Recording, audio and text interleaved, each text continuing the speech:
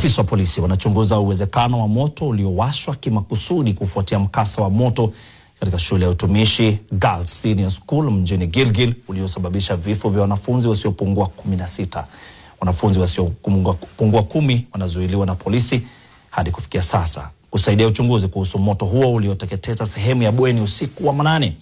Familia zikiendelea kuomboleza huku manusura wakisimulia yaliyojiri. Taarifa mpya sasa zinaibuka kuhusu kinachokisiwa kusababisha mkasa huo. Tazama.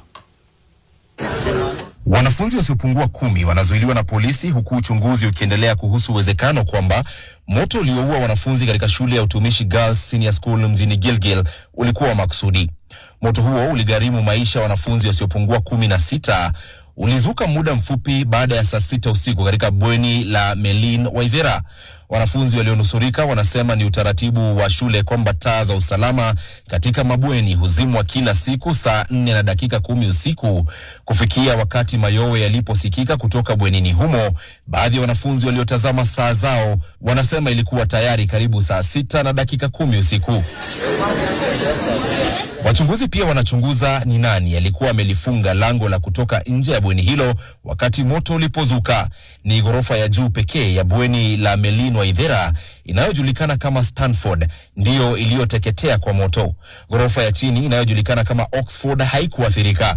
Huku uchunguzi ukiendelea, maswali yanaibuka iwapo shinikizo la mtihani iliyokuwa ikitarajiwa kuanza wiki ijayo huenda ilichangia mkasa huo. Mtihani wa katikati ya muhula katika shule hiyo ilikuwa imepangwa kuanza Jumanne ijayo tarehe 2 mwezi Juni, ingawa wachunguzi bado hawajadhibitisha uhusiano wowote kati ya mitihani hiyo na moto huo. Mkasa huu sasa unaongeza hofu kuhusu ongezeko la visa vya fujo mashuleni katika eneo la Gilgil muhula huu wa pili, ikiripotiwa kuwa zaidi ya shule 3 zimekuwa na kiwewe ya wanafunzi. Familia za waathiriwa zinaendelea kutafuta majibu kufuatia moja ya mikasa mibaya zaidi ya moto shuleni katika miaka ya hivi karibuni. Baada ya mkasa huo, jumla ya wanafunzi 69 walipelekwa katika hospitali ya St. Joseph's iliyoko Elementaita na majeraha tofauti, wengine wakiwa wamevunjika na wengine na majeraha ya moto. 62 walitibiwa na kuruhusiwa kurejea nyumbani, ila 7 waliosalia wakisafirishwa hadi jijini Nairobi kwa matibabu zaidi. Katika mkasa ulioambatana na huo, mmoja ya wazazi wa wanafunzi katika shule hiyo alifariki dunia baada ya kuhusika katika ajali ya barabarani katika eneo la Kikopey alipokuwa anakwenda kujua hali ya mwanawe shuleni. Japo mwanawe yu salama, mama huyu aliaga dunia papo hapo gari lao lilipogongana na trela na mumewe amelazwa hospitalini.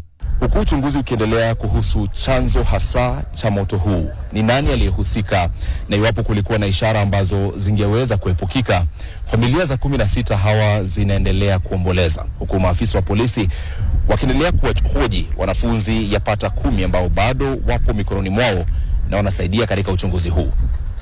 Ibrahim Karanja, NTV, kutoka shule ya wasichana ya utumishi hapa Gilgil, kaunti ya Nakuru.